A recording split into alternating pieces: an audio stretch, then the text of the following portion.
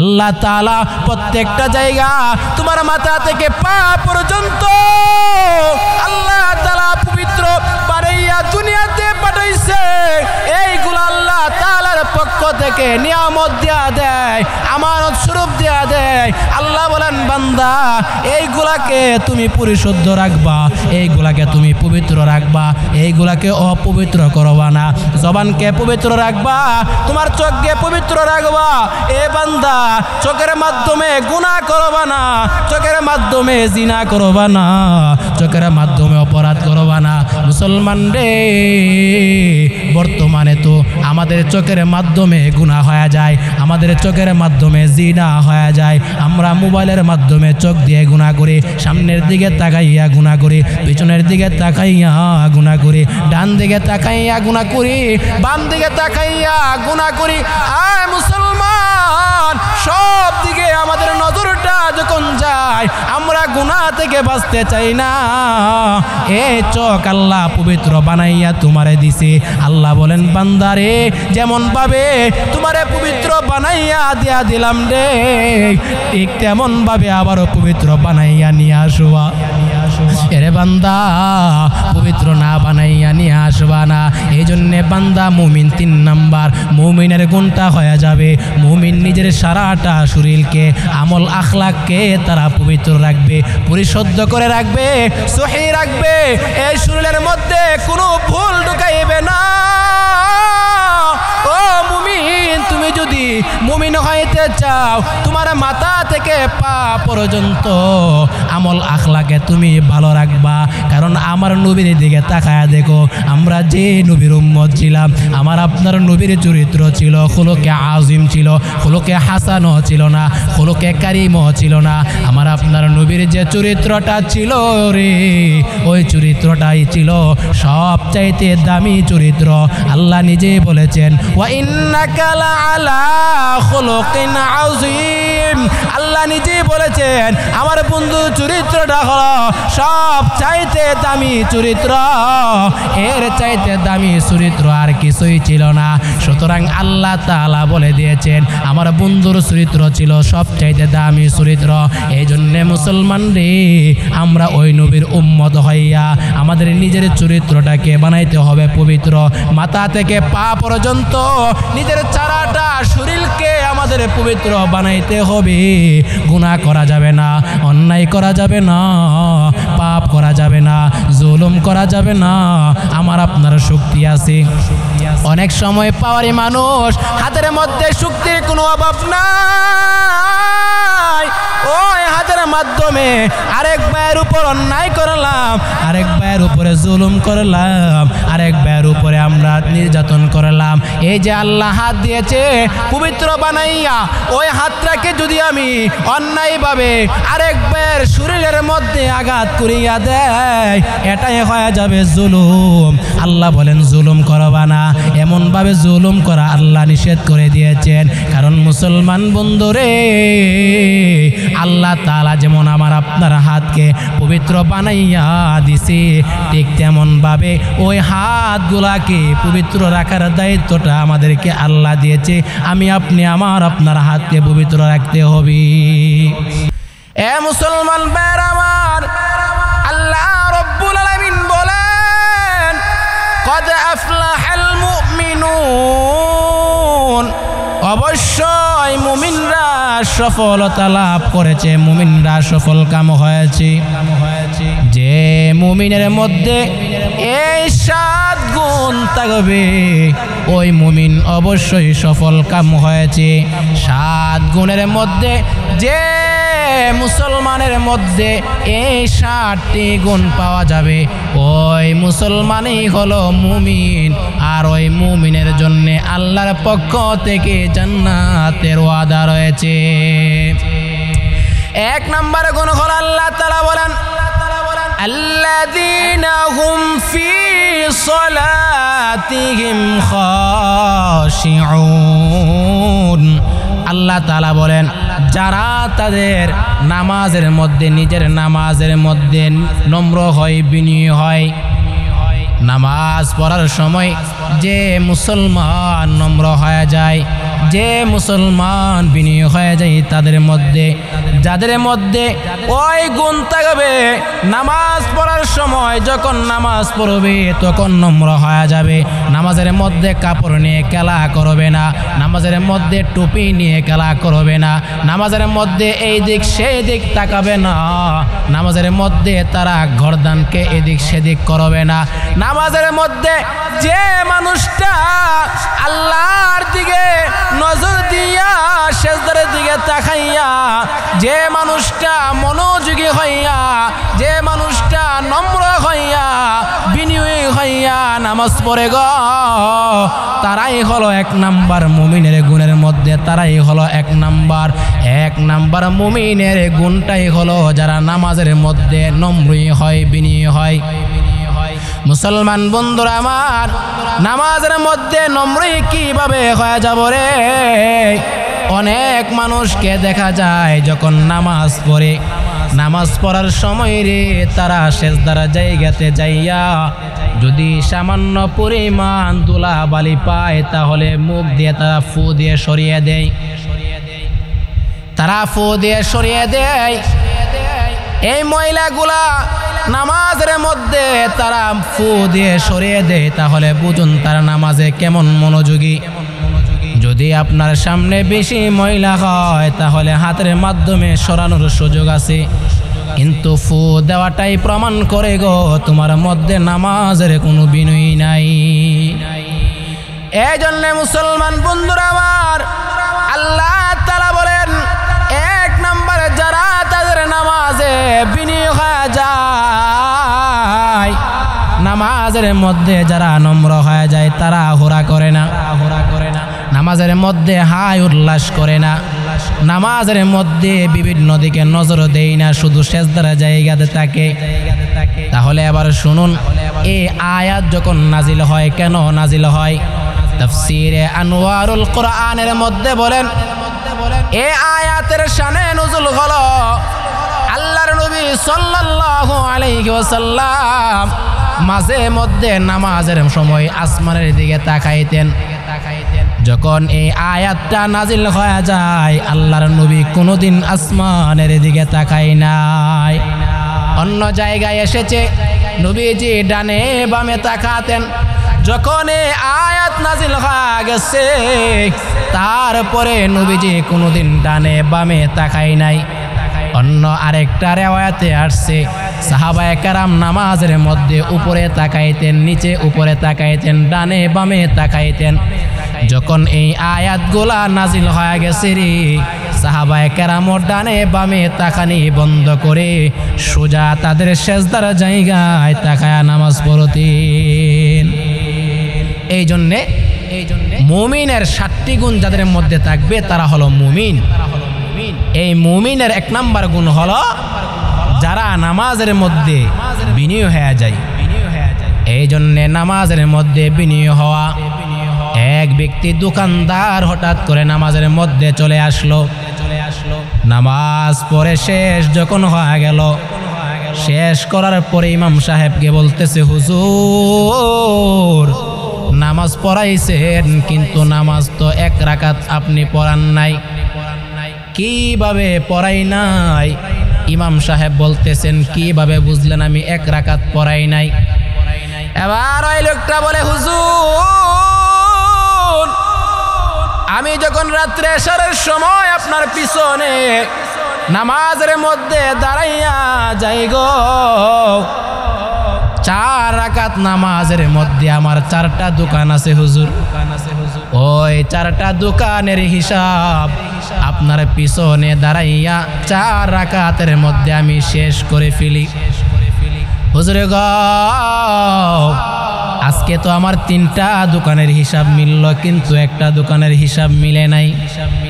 তার মানে আপনি 1 রাকাত পড়ান নাই, কারণ আমার 3 দোকানের হিসাব মিলল। 1 দোকানের হিসাব যেহেতু মিলে নাই, তার মানে আপনি 1 রাকাত পড়ান নাই। এবার হুজুর ডেকে ডেকে বলতেছেন, আপনি নামাজ পড়েছেন কোন সময় আসলেন? আমরা যখন নামাজের মধ্যে দাঁড়িয়ে গেলাম ঘড়ির দিকে তাকায়া, এক রাকাত চলে যাওয়ার পরে আপনি আসছেন, সুতরাং আপনি 3 রাকাত পাইলেন, 1 রাকাত পান নাই। ও দোকানদার শোনো, নামাজ পড়ো, তাহলে আল্লাহর জন্য নামাজ পড়ো না। নামাজ পড়ে পড়ে তুমি দোকানের হিসাব মিলাও, তাহলে আবার বুঝো তোমার নামাজ আল্লাহর দরবারে কিভাবে কবুল হয়ে যাবে।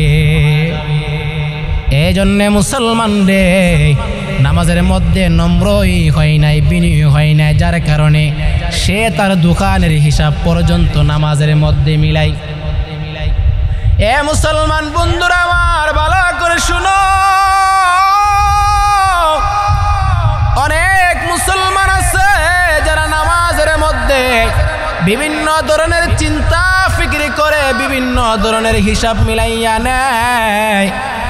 নামাজের মধ্যে ওই লোক দেখবেন অনেক চিন্তা করে, নামাজ শেষ করে অমুক জায়গাতে তাড়াহুড়া করে যাইতে হবে, আমার অমুক কাজ কর্মটা করতে হবে, তার নামাজে স্মরণ হয়। এই নামাজ যদি পড়ো রে, তাহলে তো নামাজের মতন তোমার নামাজ হলো না।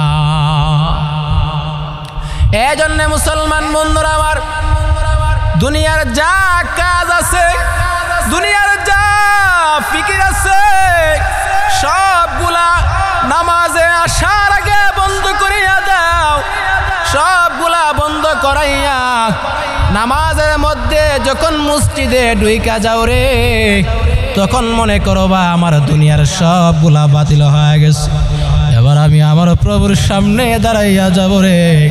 দুনিয়ার সবগুলা আমি বাদ দিয়া দিলাম, আমি অল্প সময়ের জন্যে আমার প্রভুর সাথে আমি কথা বলবো, আর কিছু করব না। এটাই হলো নামাজ। এ মুসলমান, নামাজের মধ্যে আল্লাহর কথা স্মরণ করো, আল্লাহর কথা স্মরণ করো। নামাজে যখন তুমি সূরাতুল ফাতিহা পড়ো, আল্লাহর সাথে কথা বলো। আল্লাহর সাথে কথা বললে তোমার এই দুনিয়ার সবগুলা বাতিল করে দিতে হবে। মুসলমান রে, আজান দেওয়ার পরে যখন নামাজের সময় হয়ে যায়, তুমি দুনিয়ার সব কাজ কর্ম তুমি ফেলে দিয়ে দুনিয়ার মধ্যে যা ফিকির ছিল সবগুলা রাইকা শুধুমাত্র আল্লাহর জন্য তুমি মসজিদের ভিতরে ঢুকিয়া আল্লাহর সামনে দাঁড়াইয়া আল্লাহু আকবার, আল্লাহর সামনে দাঁড়াইয়া আল্লাহু আকবার বলে আল্লাহর সামনে দাঁড়াইয়া যাইবা। দুনিয়ার কোনো ফিকির করবা না, দুনিয়ার কোনো চিন্তা করবা না, দুনিয়ার কোনো ধরনের টেনশন ভিতরে নিবা না। শুধুমাত্র এখন মনে করবা আমি আমার রবের সাথে আমি কথা বলবো। এজন্য আল্লাহ বলেন, আল্লাযীনা হুম ফি সালাতিহিম খাশিউন। মুমিনের 1 নাম্বার গুণ হলো মুমিন তারা যারা তাদের নামাজে বিনিয়োগ হয়ে যাবে। মুসলমান রে, যারা বিনিয়োগ হয়ে যাইতে পারে তারাই হলো 1 নাম্বার মুমিন। এই জন্য মুসলমান বন্ধুরা আমার, মুমিনের 2 নাম্বার গুণ আল্লাহ তাআলা বলেন, ওয়াল্লাযীনা হুম আনিল লাগবি মুরিদুন। আল্লাহ রব্বুল আলামিন বলেন, মুমিন তো তারা যারা অহেতুক কথা থেকে, অনর্থক কথা থেকে, অযথা কথা থেকে মুমিন বিরত থাকবে, অনর্থক কথা বলবে না। মুসলমান রে, আমাদের সমাজে তো অনর্থক কথা অনেক বলা হয়, অনর্থক অহেতুক কথা বলা হয়। একজনের নামে আর একজন গীবত করে, একজনের নামে আর একজন বদনাম করে, একজনের নামে বিভিন্ন জায়গায় বদনাম রটাইয়া দেয়। এই মুসলমান শুনে আনাও, যদি তুমি একজনের নামে আর একজনের জায়গায় তুমি বদনাম করিয়া ফেলো, তাহলে তুমি মুমিনের গুণ হইতে পারবা না। মুমিন তো এমন হবে রে, মুমিন কোনোদিন একজন আরেকজনের বদনামে যাবে না। মুমিন তো এমন হবে, মুমিন অনর্থক কথা বলবে না, জবান দিয়ে গালি গালাজ করবে না, জবান দিয়ে অশ্লীল কথাগুলা বের করবে না, মুমিন কারো বদনাম করবে না। দোকানের মধ্যে বসে তুমি বিভিন্ন ধরনের বদনাম শুরু করে দিলা। আমাদের সমাজে দেখবেন যত ধরনের কথা হয়, বদনাম হয়, দোকানপাটে দেখবেন বিভিন্ন ধরনের মানুষ বিভিন্ন ধরনের কথা বলে। এই কথাগুলা তারা বলে, তারা মানুষের বদনাম করে, এইগুলা মুমিনের গুণ কোনোদিন হতে পারে না। এই জন্যে আল্লাহ বলেন, মুমিন কেমন হবে? মুমিন অহেতুক কথা থেকে বিরত থাকবে, অহেতুক কথা কোনোদিন বলবে না। এ মুসলমান বন্ধুরা আমার, এই জবান দিয়ে কোনোদিন অহেতুক কথা বলবা না, জবান দিয়ে কোনোদিন অযথা কথা বলবা না। এই জবানটা আল্লাহ তাআলা তোমারে দিয়েছে, অহেতুক কথা বলার জন্য দেই নাই। এই জবান দিয়ে তুমি সঠিক কথা বলবা, ভালো কথা বলবা, আল্লাহর জিকির করবা, কোরআন তেলাওয়াত করবা। এ মুসলমান, মুমিন তো তারা যারা অযথা কথা থেকে বিরত থাকবে। মুমিন কোনোদিন অযথা কথা বলবে না। এই জন্যে মুমিনের 2 নাম্বার গুণ হলো আল্লাযীনা হুম আনিল লাগবি মুরিদুন। মুমিন তারা যারা অযথা কথা থেকে বিরত থাকবে। 3 নাম্বার হলো আল্লাহ তাআলা বলেন ওয়াল্লাযীনা হুম লিয-যাকাতি ফাইলুন। আর যারা আমল আখলাকে নিজেকে পরিশুদ্ধ করে, যারা নিজেকে শুদ্ধভাবে রাখে, আমল আখলাকে চরিত্রের মধ্যে আহসানুল খুলুক যারা রাখবে তারা হলো মুমিন। মুমিনের 3 নাম্বার গুণ হলো যারা নিজেদের শরীরকে আমল আখলাকে পবিত্র রাখবে, পরিশুদ্ধ রাখবে। এই আয়াতের অর্থ আরেক জায়গার মধ্যে বলেন মুমিন তারা যারা যাকাত প্রদান করবে। এই জন্য মুসলমান রে, তোমার শরীরটাকে তুমি পবিত্র রাখবা, পরিশুদ্ধভাবে রাখবা। মাথা থেকে পা পর্যন্ত মুমিন কোনোদিন অন্যায় করবে না, মুমিন কোনোদিন জুলুম করবে না। এ মুমিন, তোমাকে আল্লাহ প্রত্যেকটা জায়গা নিয়ামত আল্লাহ তোমারে দিয়া দিছে রে। এইগুলা দিয়ে কোনোদিন তুমি অপরাধ করতে পারবা না। এইগুলাকে পবিত্র রাখার দায়িত্ব তোমার। জন্মের সময় যেমন পবিত্র বানাইয়া আল্লাহ দুনিয়াতে পাঠাইছে, হাতের কোনো গুনাহ ছিল না, পায়ের কোনো গুনাহ ছিল না, চোখের কোনো গুনাহ ছিল না, তোমার জবানের কোনো গুনাহ ছিল না, তোমার মাথার কোনো গুনাহ ছিল না, তোমার পেটের কোনো গুনাহ ছিল না, তোমার হাতের কোনো গুনাহ ছিল না, তোমার পায়ের কোনো গুনাহ ছিল না, তোমার আঙ্গুলের কোনো গুনাহ ছিল না, তোমার চোখের কোনো গুনাহ ছিল না, তোমার কানের কোনো গুনাহ ছিল না, তোমার নাকের কোনো গুনাহ ছিল না, তোমার ঠোঁটের কোনো গুনাহ ছিল না, তোমার জবানের কোনো গুনাহ ছিল না, তোমার প্রত্যেকটা জায়গার কোনো গুনাহ ছিল না। তোমার এমন কোনো জায়গা নাই জন্মের সময় যে জায়গাটা পবিত্র ছিল না, সব জায়গাগুলা পবিত্র ছিল, কোনো জায়গার গুনাহ ছিল না, কোনো জায়গার অপরাধ ছিল না। মুসলমান রে, তোমার আল্লাহ সবগুলা পবিত্র বানাইয়া তোমার আল্লাহ পাঠাইছে। সুতরাং এর দ্বারাই বোঝা যায় আল্লাহ তাআলা প্রত্যেকটা জায়গা তোমার মাথা থেকে পা পর্যন্ত আল্লাহ তাআলা পবিত্র বানাইয়া দুনিয়াতে পাঠাইছে। এইগুলা আল্লাহ তাআলার পক্ষ থেকে নিয়ামত দেয়া দেয়, আমানত স্বরূপ দেয়া দেয়। আল্লাহ বলেন, বান্দা এইগুলাকে তুমি পরিশুদ্ধ রাখবা, এইগুলাকে তুমি পবিত্র রাখবা, এইগুলাকে অপবিত্র করবা না। জবানকে পবিত্র রাখবা, তোমার চোখকে পবিত্র রাখবা। এ বান্দা, চোখের মাধ্যমে গুনাহ করবা না, চোখের মাধ্যমে জিনা করবা না, চোখের মাধ্যমে অপরাধ করবা না। মুসলমান রে, বর্তমানে তো আমাদের চোখের মাধ্যমে গুনাহ হয়ে যায়, আমাদের চোখের মাধ্যমে জিনা হয়ে যায়। আমরা মোবাইলের মাধ্যমে চোখ দিয়ে গুনাহ করি, সামনের দিকে তাকাইয়া গুনাহ করি, পিছনের দিকে তাকাইয়া গুনাহ করি, ডান দিকে তাকাইয়া গুনাহ করি, বাম দিকে তাকাইয়া গুনাহ করি। আয় মুসলমান, সব দিকে আমাদের নজরটা যখন যায়, আমরা গুনাহ থেকে বাঁচতে চাই না।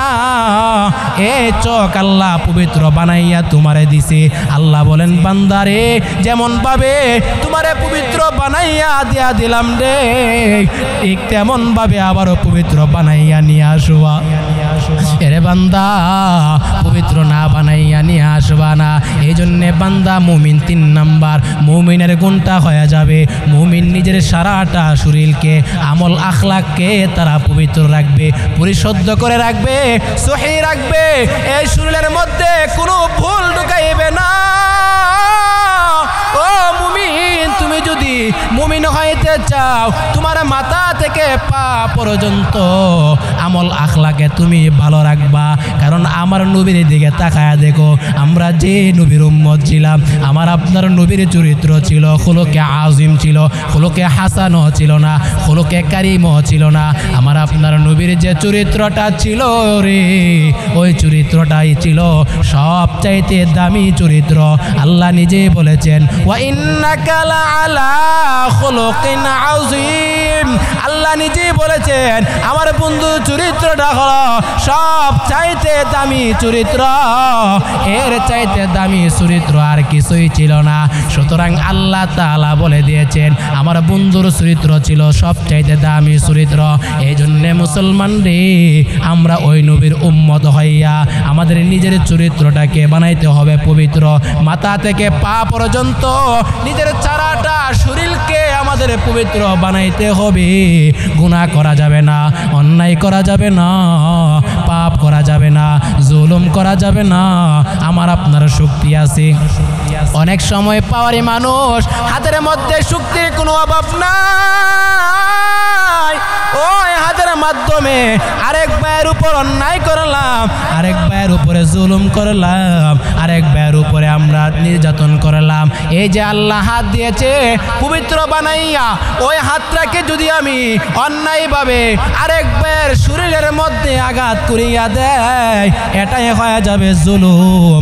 আল্লাহ বলেন জুলুম করবা না।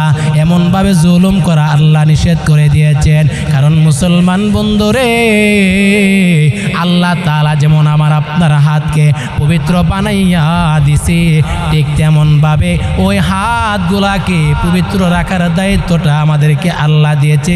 আমি আপনি আমার আপনার হাতকে পবিত্র রাখতে হবে। এই মুসলমান, আমার আপনার দুইটা চোখ যেমন পবিত্র রাখবো, হাত যেমন রাখবো, আমার আপনার জবান পবিত্র রাখবো, আমার আপনার পেটগুলাকে পবিত্র রাখবো। মুসলমান রে, এই জমানাতে অনেক মানুষের পেটগুলাও পবিত্র থাকে না, হারামে ভরপুর হয়ে যায়, হারাম খাইয়া ভরপুর হয়ে যায়, সুদ খাইয়া ভরপুর হয়ে যায়। অনেক মানুষের পেটের মধ্যে হারামে ভরপুর হয়ে যায়, হারাম টাকা ভরপুর হয়ে যায়, সুদ লাগাইয়া টাকা বাড়াইয়া ভরপুর হয়ে যায়। মুসলমান রে, ক্ষণস্থায়ী দুনিয়ার মধ্যে এই সুদের টাকা লাগাইয়া, সুদের টাকা হারাম টাকা লাগাইয়া আজকে তুমি টাকার মালিক হয়ে গেলা, বিশাল বড় লোক হয়ে গেলা। মুসলমান রে, এই সুদের টাকা লাগাইয়া বড় লোক হইলা, মনে রাখবা এই সুদের টাকা যত খাইবা ততই তোমার গুনাহ বাড়বে, পেটের মধ্যে সাপের জায়গা করে দিবা।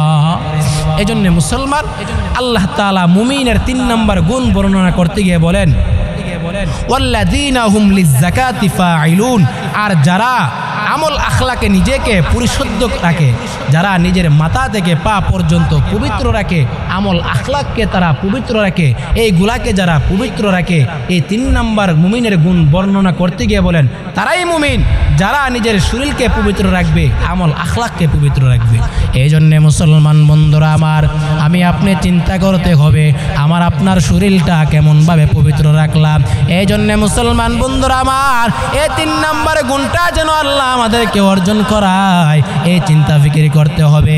4 নম্বর মুমিনের গুণ বর্ণনা করতে গিয়ে আল্লাহ তাআলা বলেন, ওয়াল্লাযীনা হুম লিফুরুজিহিম হাফিজুন। আল্লাহ তাআলা বলেন যারা তাদের নিজের লজ্জাস্থানকে হেফাজত করে। এবার মুসলমান বন্ধুরা আমার, পুরুষ হোক মহিলা হোক, উভয়কে নিজের লজ্জাস্থান হেফাজত করার দায়িত্ব হলো তাদের। এই জন্য আল্লাহ বলেন 4 নম্বর মুমিনের গুণ হলো মুমিন তাদের লজ্জাস্থানকে হেফাজত রাখবে। মুসলমান রে, তুমি পুরুষ হও, তুমি মহিলা হও, তোমার নিজেকে হেফাজত রাখবা, নিজেকে হেফাজত রাখবা, নিজের জীবনকে হেফাজত রাখবা। নিজেকে যদি হেফাজত রাখতে পারো তাহলে আল্লাহ তাআলা তোমাকে মুমিন সার্টিফিকেট দেয়া দেয়, তুমি হলা মুমিন, তুমি হলা মুমিন। এই 4 নম্বর গুণের মধ্যে আল্লাহ বলেন যারা নিজেদের লজ্জাস্থানকে হেফাজত করবে, করবে। তবে যারা নিজের স্ত্রী ব্যতীত এবং তাদের দাস আছে তাদের মধ্যে কোনো সমস্যা নাই, তারা কোনো সমস্যা নাই। 5 নাম্বার বলতে গিয়ে বলেন যদি কোনো ধরনের দাস থাকে এবং স্ত্রী থাকে তার মধ্যে কোনো সমস্যা নাই। আর 6 নাম্বার বলতে গিয়ে বলেন মুমিনের 6 নাম্বার গুণ বলতে গিয়ে বলেন যারা আমানতের খেয়ানত করবে না, যারা আমানতকে রক্ষা করবে তারাই হলো মুমিনের 6 নাম্বার গুণ। এই জন্যে আল্লাহ তাআলা বলেন মুমিনের 7 গুণের মধ্যে 1 নাম্বার গুণ বর্ণনা করা হয়েছে যারা তাদের নামাজের মধ্যে বিনিয়োগ হবে। 2 নাম্বার বলা হয়েছে যারা অযথা কথা থেকে দূরে থাকবে।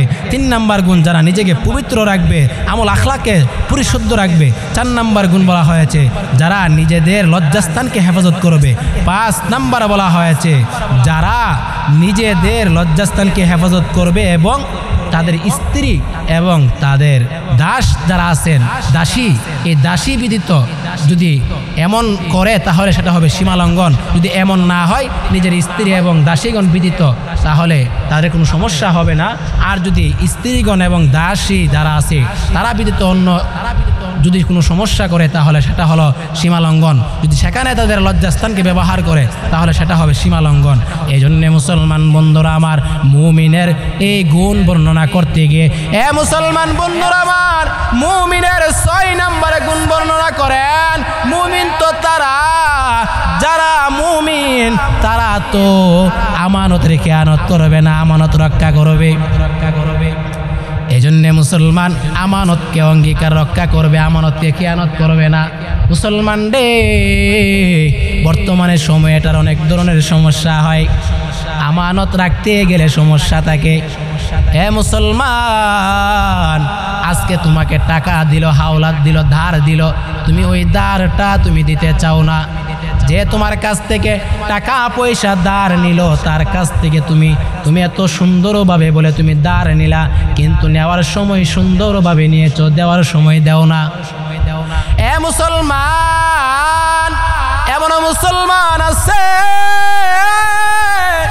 যে মুসলমান টাকা নেওয়ার সময় নম্র হয়ে যায়, বিনিয়োগ হয়ে যায়, টাকার প্রয়োজন, আমাকে কিছু হাওলাত দিয়া দাও। এমন সময় টাকা দেওয়ার পরেও মুসলমান টাকা নিয়ে ঘোরায়। এমন যদি করে কর্জে হাসানার ক্ষেত্রেও মানুষ এখন গাফেল হয়ে গেছে। এটা হলো একটা বিষয়। আরেকটা বিষয় হলো আপনার কাছে আমি 1000 টাকা দিলাম আমানত রাখার জন্যে, ওই আমানতকে আপনি খেয়ানত করেছেন, এটা করা যাবে না। আল্লাহ তাআলা কোরআনে কারিমের মধ্যে বলতেছেন, আমার আপনার পয়গম্বর ওনার স্ত্রীর কাছে একটা কথা আমানত স্বরূপ বললেন, বলতেছেন আমি তোমার কাছে আমানত স্বরূপ বললাম, তুমি কারো কাছে বলবা না। বলে হ্যাঁ, কারো কাছে বলবো না।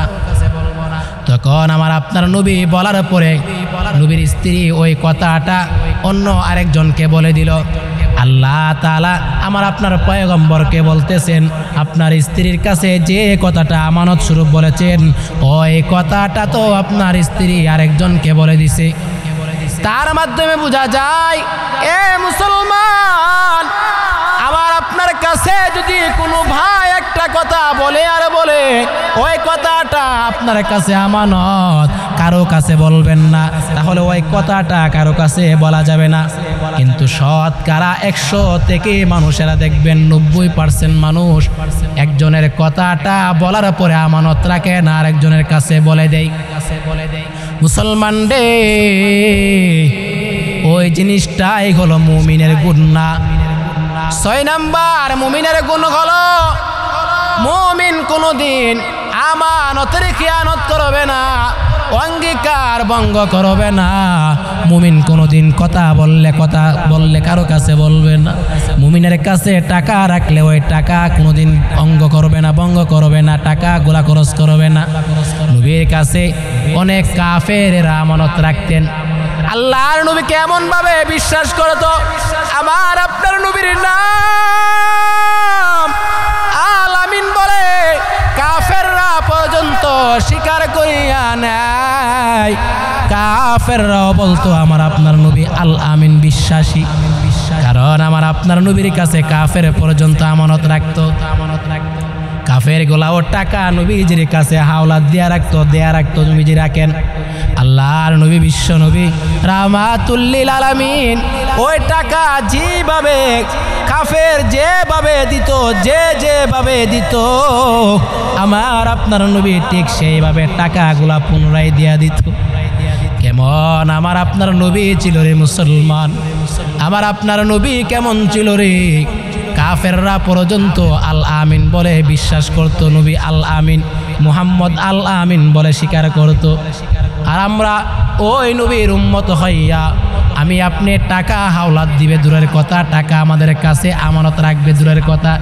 আজকে আমি আপনি মানুষের কাছে বলি ভাই আমার 1000 টাকা দরকার দেন না, অনেক বড় বিপদের মধ্যে পড়ে গেলাম। ওই বিপদের মধ্যে পড়ে তুমি অনেক কিছু বলে টাকা নিলা, সময় দিলা 10 দিনের সময়, কিন্তু 1 বছর চলে গেল কিন্তু তার টাকা তুমি দাও না। এটা কোনো মুমিনের গুণ না, এটা নবীজির উম্মতের কোনো গুণ না। আমার আপনার নবী বলেছেন যেইভাবে টাকা তুমি হাওলাত নিবা, সময় যেভাবে দিবা, ঠিক সেইভাবে তোমার ওই টাকাটা ফেরত তোমাকে দেয়া দিতে হবে। আমার আপনার নবীর কাছে কাফেররা পর্যন্ত পরীক্ষা করার জন্য আমার আপনার নবীর কাছেও টাকা দেয়, ওই নবীর কাছ থেকে টাকা নেয়, নবীর কাছ থেকে যখন বলে তখন টাকাগুলা পায়।